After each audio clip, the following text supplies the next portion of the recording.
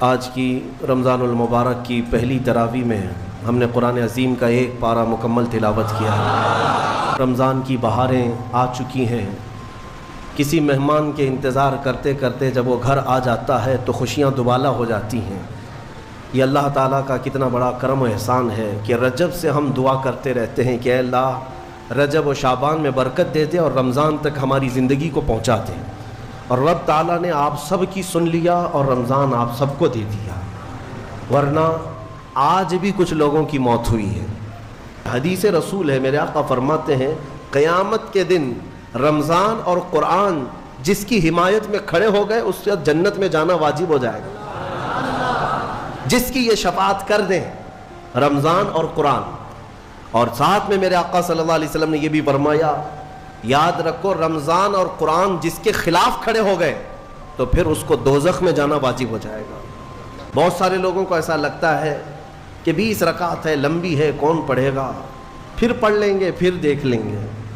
جس کے اندر یہ سستی اور کاہلی آئی، یہ علامت میں بتا رہا ہوں آپ کو، علامت حدیث رسول ہے، نماز صرف منافق پر بھاری ہوتی ہے، مومن پر نہیں۔ مومن ہوگا تو نماز میں لذتیں محسوس کرے گا، منافق ہوگا تو اس کے لیے نماز اور بھاری ہوگی۔ ارے امام صاحب اتنی لمبی قرات کرتے ہیں، کھڑے ہیں تو کھڑے ہو گئے، رکوع میں جا ہی نہیں رہے، یہ کس کو بھاری لگتی ہے؟ جس کے اندر نفاق ہو۔ ہر سال میری عادت ہے میں قرآن جو تلاوت کرتا ہوں اس کے کچھ گوشے آپ تک رکھنے کی کوشش کرتا ہوں۔ یہ اور بات ہے کہ 6 سال کے بعد اسی ممبر پر دوبارہ ہم تفسیر بیان کریں۔ اللہ تعالیٰ اس مسجد کو ہمیشہ شاد و آباد رکھے، ہم رہیں یا نہ رہیں یہ ممبر سدا سلامت رہے۔ آج قرآن کی جو تلاوت ہم نے کی ہے وہ سورہ بقرہ، سورہ فاتحہ کے بعد پہلی سورہ قرآن میں سورہ بقرہ ہے۔ سورہ بقرہ سب سے بڑی سورہ ہے قرآن پاک میں، تقریباً 2.5 پارے پر مشتمل ہے، 280 کے قریب آیات ہیں، اور سورہ بقرہ کی بڑی برکتیں بھی ہیں۔ ایک روایت میں ملتا ہے کہ پورے قرآن کا جو کچھ بھی مضمون ہے اللہ نے وہ سب سورہ بقرہ میں بیان کر دیا۔ پورے قرآن میں جو کچھ بھی ہے وہ سورہ بقرہ میں، اور جو سورہ بقرہ میں ہے وہ سورہ فاتحہ میں، پورا سورہ فاتحہ میں ہے۔ اور اسی کو مولا کائنات علی مرتضیٰ نے فرمایا کہ اگر میں سورہ فاتحہ کی تفسیر لکھنے بیٹھ جاؤں تو 70 اونٹوں کو بوجھل کر سکتا ہوں۔ کیوں؟ اس لیے کہ سورہ فاتحہ ہی قرآن کا نچوڑ ہے، قرآن کا خلاصہ ہے۔ بہت ساری آیتیں ہیں تفسیر بیان کرنے کے لیے، وقت اتنا نہیں ہوتا، مختصر سی چند چیزیں آپ کے سامنے رکھتے ہیں۔ ایک اہم آیت اس میں آئی ہے، میں تفسیر سننے کے پہلے آداب بھی بتا دوں آپ، قرآن پڑھنے کے بھی آداب اور تفسیر سننے کے بھی آداب۔ ظاہر سی بات ہے کچھ آداب وہ ہیں جو ظاہر سے تعلق رکھتے ہیں، وضو سے ہونا چاہیے نماز قرآن پڑھنے کے لیے، لا یمسہ الا المطہرون، اس کو صرف اور صرف پاکیزہ لوگ چھوئیں گے۔ کس کو؟ قرآن پاک کو۔ تلاوت کرنے کے لیے وضو شرط ہے یا نہیں؟ چھونے کے لیے سب کو پتا ہے۔ ادب یہی ہے، ظاہری ادب یہ ہے کہ پاک رہے، جنوبی نہ رہے، حیض و نفاس والی عورت نہ رہے۔ قرآن پاک کے لیے یہ ظاہری آداب ہوئے، کچھ باطنی آداب بھی ہیں۔ قرآن پڑھنے کے لیے کچھ باطنی آداب بھی ہیں۔ تم 10 بار نہا لو، 10 بار وضو کر لو، قرآن کو ظاہری آداب کے اعتبار سے چھو تو سکتے ہو، باطنی آداب میں سب سے پہلی شرط یہ ہے قرآن پڑھنا ہو یا سننا ہو تو عشق مصطفیٰ ہونا چاہیے۔ ہاں، بغیر حب مصطفیٰ کے اگر قرآن پڑھے گا تو پھر گمراہی کی طرف بھی جا سکتا ہے۔ قرآن تو قرآن ہے۔ حدیث رسول کے بارے میں کہا گیا، بخاری شریف کے بارے میں، کہ بے عشق مصطفیٰ پڑھتے ہیں جو بخاری، سنا ہے نا آپ نے؟ بے عشق مصطفیٰ جو پڑھتے ہیں بخاری، آتا ہے بخار ان کو، آتی نہیں بخاری۔ بخار آ جائے گا لیکن بخاری نہیں آئی۔ جب بخاری کے لیے عشق مصطفیٰ ضروری ہے تو پھر قرآن کے لیے کتنا ہے۔ اس لیے سب سے پہلی چیز میں آپ کو یہ بتا دوں، قرآن پڑھنا ہے یا سننا ہے، عشق مصطفیٰ شرط ہے۔ سنا ہوگا نا آپ نے، لقد جاءکم من اللہ نور، قد جاءکم من اللہ نور و کتاب مبین، مشہور آیت ہے۔ اللہ فرماتا ہے بے شک اللہ کی طرف سے ایک روشن کتاب، قد جاءکم من اللہ نور و کتاب مبین، بے شک اللہ کی طرف سے ایک نور آیا اور ایک روشن کتاب۔ ایک نور آیا اور ایک روشن کتاب. توجہ چاہتا ہوں, کیا چیزیں آئی اللہ کی طرف سے؟ ایک نور آیا اور ایک روشن کتاب. نور کون ہے سنیوں کو سمجھانے کی ضرورت نہیں. دوسرے لوگ تعویل کرتے ہیں نور سے مراد وہ ہے, نور سے مراد یہ ہے. ہم تو کہتے ہیں صبح طیبہ میں بٹتا باڑا, صدقہ لینے نور کا آیا ہے تارا. ارے ہمارا مزاج تو یہ ہے, بریلی کے امام نے ہمیں یہ سمجھایا ہے, وہی تو جوبن ٹپک رہا ہے, وہی تو جوبن ٹپک رہا ہے, وہی تو اب تک چھلک رہا ہے. ہم نہانے میں جو گرا تھا پانی کٹورے تاروں نے بھر لیے تھے. یعنی یہ ستاروں کی جو چمک ہے نا, تم کیا سمجھتے ہو؟ سائنٹیفک اعتبار سے کہتے ہیں کہ سورج کی روشنی کھینچ کر رات کو تارے چمکتے ہیں. ہم نے سوال کیا پھر سورج کس کی روشنی کھینچتا ہے؟ سورج کس کی روشنی کھینچتا ہے؟ وہ روشنی سمجھنے کے لیے بریلی کے امام کی زبان میں پڑھنا پڑے گا. سورج ہو کہ چاند ہو, اعلیٰ حضرت فرماتے ہیں کہ اتار کر ان کے رخ کا صدقہ, اتار کر ان کے رخ کا صدقہ, وہ بٹ رہا تھا نور کا باڑا. اچھل اچھل کر جبیں, یہ چاند و سورج اچھل اچھل کر جبیں کی خیرات مانگتے تھے. معراج کی شب میں چاند سورج اچھل اچھل کر جبیں کی خیرات مانگتے تھے کہ اللہ یہ تیرے حبیب کا جو اترن ہے نہانے میں جو گرا ہے اور پیشانی مبارکہ سے جو پانی ٹپکا ہے, چاند کہتا ہے وہ میری جھولی میں دے دیا جائے اور سورج کہتا ہے میری جھولی میں دے دیا جائے. جو بات میں عرض کر رہا ہوں وہ یہ ہے کہ قرآن میں اللہ نے کیا فرمایا؟ بے شک اللہ کی طرف سے تمہارے پاس کیا آیا؟ ایک نور آیا اور دوسرے روشن کتاب. جس کو ہم نے آج پڑھا وہ روشن کتاب.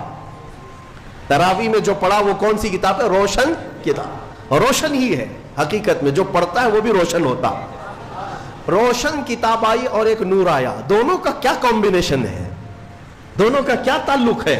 پتہ یہ چلا لائٹ سب بند کر دیں اور کتاب کھولیں, کیا پڑھ پاؤ گے؟ پڑھ پاؤ گے؟ ساری لائٹ میں بند کرتا ہوں اور تمہارے سامنے کتاب رکھتا ہوں, پڑھو, کچھ نہیں پڑھ پاؤ گے. ادھر سے ادھر انگلیاں پھیر سکتے ہو, پڑھنے کے لیے روشنی ہونا یہ ضروری ہے. بغیر روشنی کے کتاب نہیں پڑھی جا سکتی. اسی لیے آیت میں اللہ نے فرمایا بے شک اللہ کی طرف سے پہلے کیا آیا؟ نور آیا, پھر کیا آئی؟ روشن کتاب. اب اس روشن کتاب کے لیے یہ کرنٹ والی لائٹ نہیں, نور مصطفیٰ کی روشنی ضروری ہے. جب نور مصطفیٰ میں پڑھو گے تو اس کتاب سے ہدایت بھی پاؤ گے. الحمدللہ اہل سنت و جماعت کے حصے میں وہ ہدایت آئی کہ ہم عشق مصطفیٰ کی زبان میں قرآن پڑھتے ہیں.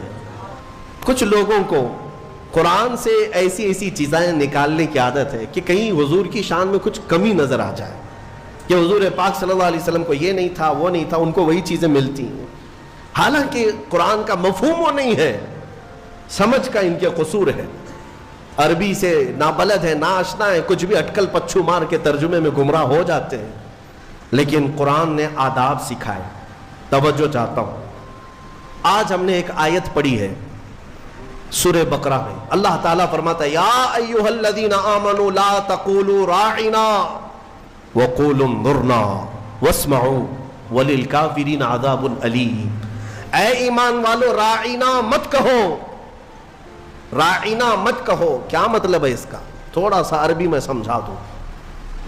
ہوتا یہ تھا کہ رسول پاک صلی اللہ علیہ وسلم جب مجلس میں صحابہ کو درس دیتے, کوئی بات اگر کسی صحابی کو سمجھ میں نہ آتی تو وہ یوں کہتے راعنا یا رسول اللہ. آپ کہتے نا پارڈن می, پارڈن می. ایک ٹیچر کو کہا جاتا ہے کہ دوبارہ ارشاد, دوبارہ ارشاد. کیوں؟ کہ آپ دوبارہ بیان فرمائیں تاکہ میں اور سمجھ سکوں. تو صحابہ کیا کہتے تھے؟ راعنا یا رسول اللہ, اے اللہ اے رسول اللہ ہماری رعایت کر دیجئے تھوڑی سی, یعنی ہم جلد نہیں سمجھ پائے اور ایک بار بیان کر دیجئے. لیکن اسی زمانے میں راعنا صحابہ کس نیت سے کہتے تھے؟ اے اللہ کے رسول ہماری رعایت کیجیے. اسی زمانے میں یہودیوں کی زبان میں راعنا کا ترجمہ غلط تھا. راعنا کا مطلب ہوتا تھا ہمارا چرواہا, ہمارا چرواہا. تو ہوتا یہ تھا کہ صحابہ کہتے تھے راعنا یا رسول اللہ ہماری رعایت کر دیجئے اے اللہ کے رسول. یہودی جو سنتے تھے تو مذاق اڑاتے تھے. دیکھو مسلمانوں کو اپنے ہی نبی کو اپنا چرواہا کہتے ہیں, اپنے ہی نبی کو اپنا چرواہا کہتے ہیں. وہ ٹھٹا مار کر کے ہنستے تھے، مذاق اڑاتے تھے. لیکن مجھے بتاؤ میرے عزیزو، کسی صحابی کے دل میں یہ نیت تھی؟ ان کے خواب و خیال میں بھی یہ گمان نہیں کہ ہم حضور کے بارے میں ایسا سوچیں، لیکن وہ اپنی زبان میں کہہ رہے تھے. لیکن دیکھیں قانون خداوندی کو، اللہ نے اس لفظ کو بھی منع کر دیا جس کا معنی کسی بھی زبان میں الگ آ سکتا ہو، وہ جملہ میرے نبی کی شان میں بولا ہی نہ جائے، بولا ہی نہ جائے. اور عام لوگوں کو نہیں، امت میں اگر سب سے اچھے لوگ کوئی تھے تو رسول کے صحابہ تھے. ان کو اللہ نے تنبیہ کرتے ہوئے فرمایا اے ایمان والو، آج کے بعد سے راعینا نہ کہو. جب اگر دوبارہ کہنے کی بات آئے حضور کی بارگاہ میں تو کیا کہو؟ اللہ نے وہ بھی سکھایا، کہو وقول انظرنا، یوں کہو نظر کرم فرمائی. اللہ نظر کرم فرمائیے. ایسا لفظ استعمال کرو نبی کی بارگاہ میں جس کا کوئی بھی کوڑھی دوسرا ترجمہ کر بھی نہ سکے. کوئی بھی دل کے کوڑ والا مریض جو گستاخ ہے، بغض رکھتا ہے، عداوت رکھتا ہے، وہ ایسا تصور بھی نہ لا سکے. عزیزان گرامی، صحابہ کو جب یہ تنبیہ کر دی گئی تھی، اب ہمارا اور تمہارا حال کیا ہے؟ بعض ایسے لوگ ہیں جو نبی پاک صلی اللہ تعالی علیہ وسلم کے لیے، حضور پاک صلی اللہ تعالی علیہ وسلم کے لیے الفاظ کی ہیرا پھیری کے ساتھ وہ شان رسالت میں تنقیص کرنے کو اور گستاخی کرنے کو یہ سمجھتے ہیں کہ ہم بہت پڑھے لکھے لوگ ہیں، ہم بہت ایجوکیٹڈ لوگ. صحابہ کو جب یہ تنبیہ کر دی گئی کہ آپ راعینا نہیں کہیں گے آج کے بعد، اور اتنا ہی نہیں بلکہ آگے یہ بھی تنبیہ کر دیا رب تعالیٰ نے وَقُولُوا انظُرْنَا وَاسْمَعُوا. یہ کہنے کی ضرورت بھی کیوں آئے گی؟ غور سے سنا کرو. جب نبی بیان کرے تو غور سے سنا کرو. صحابہ کو اتنی تنبیہ ہے. دوسری آیتیں ہیں سورہ حجرات کی، وہ پڑھیں گے تو عش کر جائیں آپ. مولا فرماتا ہے لا ترفعوا اصواتکم فوق صوت النبی، تم میں سے کوئی بلند آواز سے نبی کی بارگاہ میں بات بھی نہ کرے. صحابہ کو کہا گیا. یہ بھی آیت کس کے لیے اتری تھی؟ ایک صحابی تھے جن کو سنائی کم دیتا تھا، حضرت قیس. کم سنائی جس کو دیتا ہے نا وہ بلند آواز سے بات کرتا ہے. تجربہ معلوم ہوگا آپ کو، جس کو کم سنائی دیتا ہے وہ اونچا بولتا ہے. اس صحابی کی عادت تھی، وہ زور سے کہتے تھے یا رسول اللہ آپ نے کیا کہا؟ مولا کو یہ بھی پسند نہیں تھا. عتاب نازل فرمایا کہ اگر تم نے بلند آواز سے بات کی میرے نبی کے دربار میں، جتنے اعمال تھے اب تک کے سب ضائع ہو گئے، سب ختم ہو گئے. ان تحبط اعمالکم وانتم لا تشعرون. تمہیں گمان بھی نہیں ہوگا، تمہیں پتہ بھی نہیں چلے گا، سارے اعمال ضائع کر دیے جائیں گے. بارگاہ رسول کے آداب بھی قرآن میں آئے. صحابہ جب گھر پر جائیں رسول کے، کیا کریں؟ وہ اللہ کے رسول کے گھر کے باہر جانا ہو، دستک دیں، پکاریں، کیا کریں؟ اللہ تعالیٰ فرماتا ہے ان الذین ینادونک من وراء الحجرات اکثرهم لا یعقلون. اللہ رب فرماتا ہے وہ لوگ بے شک جو نبی کے حجرے کے باہر کھڑے ہو کر کے نبی کو پکارتے ہیں، ان میں سے اکثر لوگ عقل والے نہیں ہیں. جو پکارتے ہیں اس میں اکثر لوگ عقل والے نہیں ہیں. ارے اندر والے کو بلانے کے لیے کیا کہنا پڑے گا؟ کیا کہنا پڑے گا؟ پکارنا تو یہ ہے. لیکن مولا فرما رہا ہے وہ عقل والے لوگ نہیں ہیں جو حجرے کے باہر کھڑے ہو کر کے حضور کو پکار رہے ہیں. تو پھر کیا ہے؟ قرآن سکھاتا ہے وَلَوْ أَنَّهُمْ صَبَرُوا حَتَّى تَخْرُجَ إِلَيْهِمْ لَكَانَ خَيْرًا لَهُمْ. رب فرماتا ہے ادب یہ ہے لوگوں کو چاہیے کہ وہ دروازے کے باہر جا کر خاموش کھڑے رہے، میرا رسول خود باہر ہے. ارے نادانوں پوچھو، رسول دروازے بند اندر بیٹھ کر باہر کون کھڑا ہے کیسے جانتے ہیں؟ یہی عقیدہ بریلی کے امام نے ہمیں دیا. اور کوئی غیب کیا تم سے نہاں ہو بھلا، جب نہ خدا ہی چھپا. رسول پاک کو خبر تو ہے کہ دروازے کے باہر کون کھڑا ہے، اسی لیے قرآن کہہ رہا ہے جاؤ تو ہاتھ باندھ کر کھڑے رہو، بس میرا رسول خود ہی باہر آئے گا. ہم یہاں سے پکارے وہ وہاں سے سنے، مصطفیٰ کی سماعت پہ دور و نزدیک کے سننے والے وہ کان، کانے لالے کرامت پہ.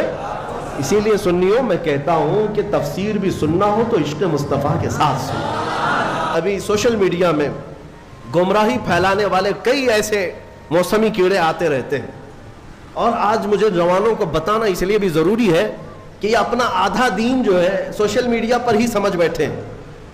ہاں ان کا سب سے بڑا استاد تو علامہ گوگل ہے. مولانا گوگل سے پوچھیں گے، نام بھی اسی سے پوچھیں گے، مسئلے بھی اسی سے پوچھیں گے، اور گوگل صاحب سب بتا دیتے ہیں. تو جس کا استاد گوگل ہے وہ سنے. ہر چیز اس میں جو آ جاتی ہے وہ صحیح نہیں ہوتی.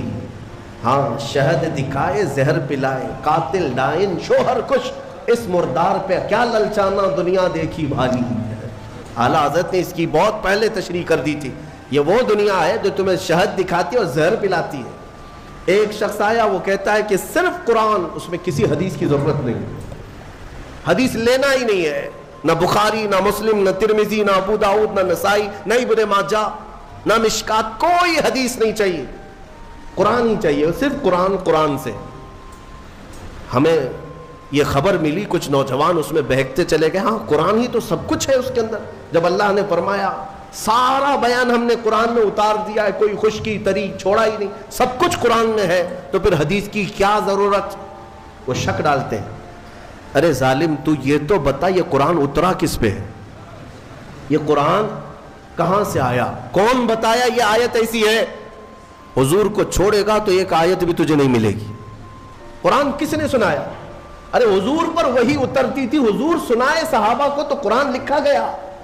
اگر حضور بیان نہ کرتے تو کیا قرآن آتا؟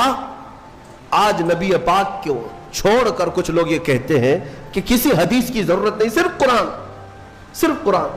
اے میرے عزیزوں، اس طرح کی گمراہیوں سے اپنے آپ کو بچا لو. میں حدیث میں یہ بھی بتا دوں، حضور پاک صلی اللہ علیہ وسلم نے یہ بھی بشارت 1400 سال پہلے دی. فرمایا ایک زمانہ تم پر آئے گا، ایک شخص آئے گا جو تکیے پر ٹیک لگا کر بیٹھا رہے گا اور پھر لوگوں سے کہے گا کہ صرف قرآن ہی کافی ہے، کسی حدیث کی ضرورت نہیں. حضور نے 1400 سال پہلے بتایا تھا. حضور نے یہ بھی فرمایا یہ وہ لوگ ہیں جن کے لیے قرآن حلق سے نہیں اترتا، انہیں قرآن کی سمجھ نہیں ہے، لیکن وہ قرآن کے ذریعے پوری دنیا کو گمراہ کرنے کی کوشش کرتے. اے میرے عزیزوں، قرآن کو صرف گوگل سے نہیں، صرف فیس بک سے نہیں، بلکہ علماء صالحین باعمل عاشقان مصطفیٰ سے پڑھا کرو، تو پھر تمہیں ہر آیت کا مفہوم بھی سمجھ میں آ جائے، ورنہ ادھر کا ادھر مارتے رہ جاؤ گے. میں آپ کو بتاؤں ایک مثال. اللہ نے اپنے رسول سے فرمایا وَوَجَدَكَ ضَالًّا فَهَدَى، سورہ والضحیٰ میں اللہ نے فرمایا وَوَجَدَكَ ضَالًّا فَهَدَى. ضال کا مطلب عربی میں گمراہ، بھٹکا ہوا ہے. ایک معنی یہ ہے. ایک خصوصیت ہے عربی کی، ایک ورڈ کے کئی معنی آتے ہیں، عربی کی خصوصیت ہے. کچھ الفاظ تو ایسے ہیں جن میں ایک ورڈ ہے 70 معنی ہیں، الگ الگ معنی نکلتے ہیں. یا عقل والا دیکھ کر کے ترجمہ کرے گا یہاں کیا مراد ہے. فار ایگزامپل العین، یہ عربی کا ایک ورڈ ہے جو آنکھ کو بھی کہتے ہیں، گھٹنے کو بھی عین کہتے ہیں، سورج کو بھی عین کہتے ہیں، پانی سے جو چشمہ نکلتا ہے نا سوتا، اسے بھی عین کہتے ہیں، اور پوری ذات کو بھی عین کہتے ہیں. کتنے معنی ہو گئے؟ سب ڈیفرنٹ ہیں. تو اب اگر کہیں یہ کہہ دے کسی نے یہ کہہ دیا کہ میری عین سے پانی آ رہا تھا، تو ترجمہ کرنے والا ہے کہ ہاں مولانا کے گھٹنے سے پانی آ رہا تھا. ہاں، یا ترجمہ یہ کرو شاید مولانا کے سورج سے پانی آ رہا تھا. ارے میاں یہاں سورج کہاں سے آ گیا؟ ہاں، عقل والا اتنا تو ترجمہ کرے گا. اگر یہ کہہ رہے میری عین سے پانی آ رہا تھا تو شاید ان کی آنکھ سے پانی آ رہا تھا. سمجھ میں آیا؟ ہاں، اتنی تو سمجھ ماشاءاللہ ہمارا مجمع رکھتا ہے. اگر میں ایک جملہ کہہ دوں تو ترجمہ آپ خود ہی کر لیں گے. مثال کے طور پر اگر میں یہ کہہ دوں عربی میں کہ آج عین 6:30 بجے نکل گیا، تو آپ ترجمہ کیا کریں گے؟ مولانا کا گھٹنا 6:30 بجے نکل گیا، یہ کریں گے؟ آپ کیا کریں گے؟ سچ بتاؤ. سورج. الحمدللہ، یہ عقل ہے، یہ اتنی سمجھ ہے کہ سورج آج 6:30 بجے نکل گیا، یہ مطلب ہے. لیکن آؤ، جس کی مت ماری جاتی ہے، جس کے اندر عشق مصطفیٰ نہ ہو، کوڑ ہو، وہ ایسی ترجمے کرتا ہے. ضال کا مطلب ہوتا ہے راستہ چھوڑا ہوا، بھٹکا ہوا. لیکن کچھ اچھے معنی بھی آتے ہیں اس کے، کچھ اچھے معنی بھی آتے ہیں. لیکن اچھے مکھی کو کہاں نظر آتے ہیں؟ وہ جسم میں جہاں زخم ہوگا وہیں بیٹھے گی نا، زخم جہاں دیکھتی وہاں بیٹھے گی، کیونکہ مکھی کو پیپ پینے کا شوق ہے، خون پینے کا شوق ہے، اچھی جگہ نہیں بیٹھے۔ بہرحال بلا تشبیہ و بلا تمثیل، حضور پاک صلی اللہ علیہ وسلم کو جب اللہ نے فرمایا وَوَجَدَكَ ضَالًّا فَهَدَىٰ، اے محبوب ہم نے آپ کو ضال پایا، تو کچھ لوگوں نے یہاں یہ تیر مار دیا، اے رسول ہم نے آپ کو بھٹکا ہوا پایا تو اب ہدایت دے دیا، آپ کو گمراہ پایا تو ہدایت دے دیا۔ ظالموں، اگر رسول ہی گمراہ ہے تو پھر امت کو کیا ہدایت دے؟ وہ خود بھٹکے ہوئے اگر تھے تمہارے ترجمے کے حساب سے، بے عشق مصطفیٰ جب اس طرح کی تک بندیاں کرو گے، تیر مارو گے تو یہی ہوگا۔ ان سے جا کر پکڑ کر کوئی پوچھے کہ رسول گمراہ کب تھے، کب تھے کہ اللہ نے انہیں ہدایت دیا؟ اگر وہ بھٹکے ہوئے تھے، گمراہ تھے اور اللہ نے ان کو ہدایت دیا تو ہمارا عقیدہ ہی ختم ہو گیا کہ رسول معصوم ہوتے ہیں، عقیدہ ہی ختم ہو جائے۔ اسی لیے پھر ایسے جملوں کو سمجھنے کے لیے عشق کے امام کے دربار میں جانا ہو، جو حضور کی محبت بھی رکھتا ہو، اور وہ بریلی کے امام کی بارگاہ میں جب ہم پہنچتے ہیں، پوچھتے ہیں وَوَجَدَكَ ضَالًّا فَهَدَىٰ کا کیا مطلب نکلتا ہے، تو وہ عشق میں ڈوبی ہوئی زبان سے کہتا ہے اے محبوب ہم نے آپ کو اپنی محبت میں خود رفتہ پایا تو اپنی طرف راستہ دے دیا۔ کیا ترجمہ ہے؟ خود رفتہ کا مطلب کیا ہوا؟ محبوب کو ڈھونڈنے کے لیے کبھی کوئی ادھر جا رہا ہے کبھی ادھر جا رہا ہے، اس کو بھٹکا ہوا نہیں کہتے، اپنے محبوب کو تلاش میں سرگرداں ہے۔ ترجمہ کا حق بھی ادا کیا اور بارگاہ رسول کا ادب بھی محفوظ ہے۔ اس لیے میں کہتا ہوں کہ پہلے نور کی ضرورت ہے پھر روشن کتاب، اگر نور نہ ہو تو روشن کتاب نہیں نظر آئے گی۔ کوئی تفسیر ہماری، کوئی مجلس اور کوئی محفل ہماری ذکر مصطفیٰ سے خالی نہ ہونے پائے، اس لیے کہ ہمیں جو کچھ بھی ملا ہے یا رسول اللہ وہ تمہاری بدولت ملا ہے، اور اگر ہماری زبانیں تمہارا ذکر نہ کرے تو پھر یہ زبان کس کام کی ہے؟ دہن میں زبان تمہارے لیے، بدن میں ہے جہاں تمہارے لیے، یا رسول اللہ ہم آئے یہاں تمہارے لیے، اٹھے بھی وہاں، جب ہم انہی کے لیے آئے ہیں تو پھر کیوں نہ ان کا ذکر کریں۔ اللہ تبارک و تعالی ہمیں کہنے سننے سے زیادہ عمل کی توفیق عطا فرمائے۔ سورہ بقرہ کی وہ تفسیر، پچھلی تفسیریں ہوں گی، آپ اس کو بھی سن لیں، ہم نے کافی سالوں سے جو تفسیریں کی ہیں موجود ہے، اس میں جو آیتیں آئی ہیں اجمالاً اگر میں ذکر کروں تو پہلے اللہ نے ایمان والوں کی تعریف فرمائی۔ سب سے پہلے جو شروع ہو رہا ہے یؤمنون بالغیب، وہ لوگ جو غیب پر ایمان لاتے ہیں، اللہ نے ایمان والوں کی تعریف کی۔ اس کے بعد کافروں کی مذمت کی کہ کچھ کافر ایسے ہیں جن کے دلوں پر اللہ نے مہر لگا دی، انہیں کچھ اب سمجھ میں نہیں آئے گا۔ ختم اللہ علی قلوبہم وعلی سمعہم وعلی ابصارہم غشاوہ، ان کے دلوں پر مہر لگا دی گئی، ان کی آنکھوں پر پردہ پڑا ہے، ان کے کانوں کو کچھ نہیں سنائی دے گا۔ کیا؟ حق بات نہیں نظر آئے گی، حق بات نہیں سنائی دے گی، حق بات سمجھنے کی طاقت نہیں ہوگی۔ آج بہت سارے ایسے ہیں جو اسلام کی حقانیت کو آنکھوں کے سامنے دیکھ رہے ہیں، مگر یہ ابو جہل کی اولاد ماننے کو تیار نہیں مانے گی۔ ہاں ان کے دلوں پر اللہ نے مہر لگا رکھی ہے، یہ دشمنی میں اس قدر آگے بڑھیں گے، ان کو نماز سے چڑ ہے، اذان سے چڑ ہے، قرآن سے چڑ ہے، برقعے سے چڑ ہے، ٹوپی سے چڑ ہے، داڑھی سے چڑ ہے۔ کیوں چڑ ہے؟ دل پر جو مہر لگی ہوئی ہے، دل پر جو مہر لگی ہوئی ہے۔ ان کا کام کیا ہے؟ ان کو کیا کرو گے آپ؟ بعض لوگ ابھی یہ سوچتے ہیں، ہمیں بھی کہتے ہیں کہ مولانا ہو سکتا ہے کچھ تقریروں سے وہ پلٹ جائیں، جن کو اللہ نے مہر لگا کے رکھا ہم کیا پلٹیں اس؟ اللہ نے اپنے رسول سے کہا انک لا تسمع الموتى، اے رسول ان مردوں کو آپ سنا نہیں سکیں گے۔ ان کو اللہ نے مردہ فرمایا۔ جو دشمنی میں جل رہا ہے اسے چھوڑ دیں، اسے چھوڑ دیں، ان قریب اللہ کی پکڑ میں وہ گرفتار ہوگا۔ ہاں اگر انجانے میں کوئی بھٹکا ہوا ہے تو اس کو ہدایت دینے کے لیے کوشش ضرور کرنی چاہیے۔ تو جن کے دلوں پر مہر لگا ہے ان کا کوئی سروکار نہیں، نہ قرآن سے، نہ حدیث سے، نہ ہماری تقریروں سے، نہ نماز سے۔